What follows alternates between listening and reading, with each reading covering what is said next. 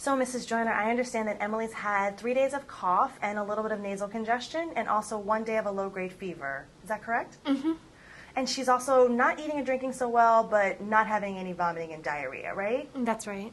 So, from what you're telling me, it really sounds like this is a virus. This is happening so much right now. There's so many kids coming back into the office right now with upper respiratory tract infections, and almost always these are caused by a virus. So what we do for those is we actually don't give her any medicines, but we will treat her symptoms. How does that sound? Do you have any questions about that?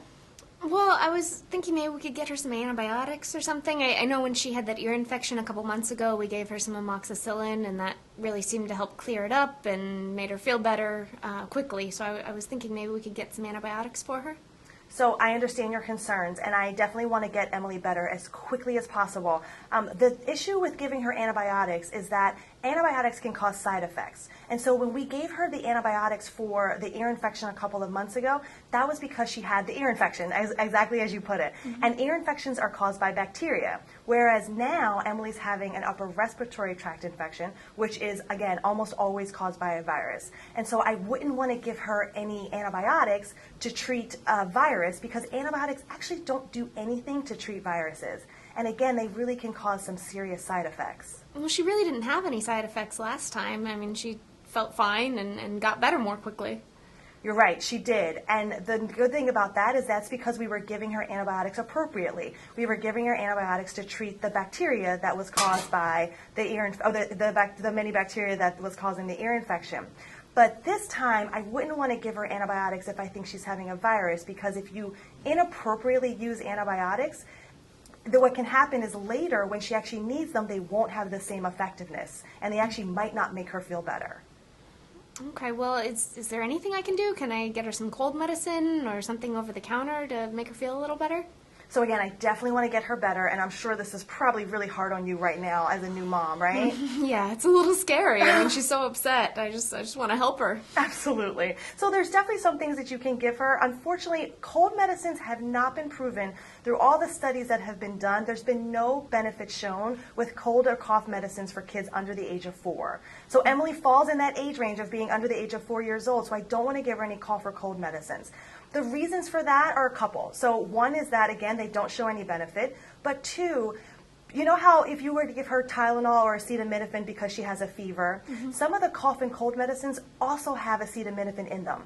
And so they have a combination of a lot of other medications in them. And so you actually could give Emily an accidental overdose of medicines. And so that's why we get very concerned about them for kids. I see. Well, is there anything I can do? I mean, can I get her vaporizer or some chest rub or something to help her? Yeah, again, I hear you, and I definitely want to help her out, and I definitely want to get you guys all back together in that house. And so there are some things that you can do. So there's some nasal saline spray. You can buy it over the counter. And the way that works is you give her a couple of drops in her nose, and then you suction it out with the nasal aspirator. And that should help break up some of that nasal congestion and some of that mucus in her nose, okay?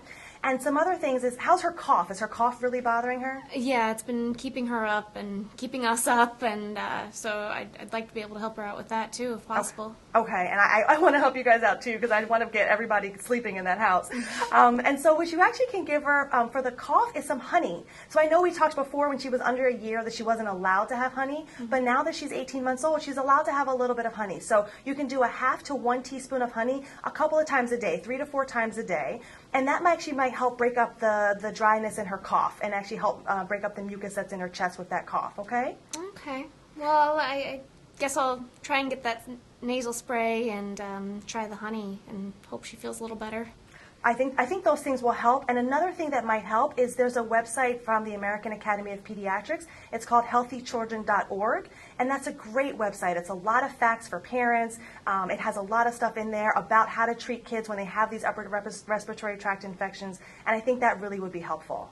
Okay, well, I'll definitely check that out as well. Thanks. Okay, great. So I want to make sure that Emily's doing okay, though. So how about this? Give me a call in a couple of days and just let me know how she's doing. If she's not doing any better, then we'll have her come into the office and get her seen.